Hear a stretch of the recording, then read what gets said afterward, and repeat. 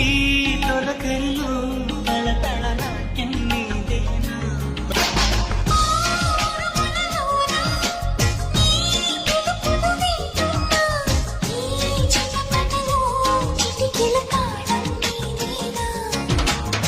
మతి చెరై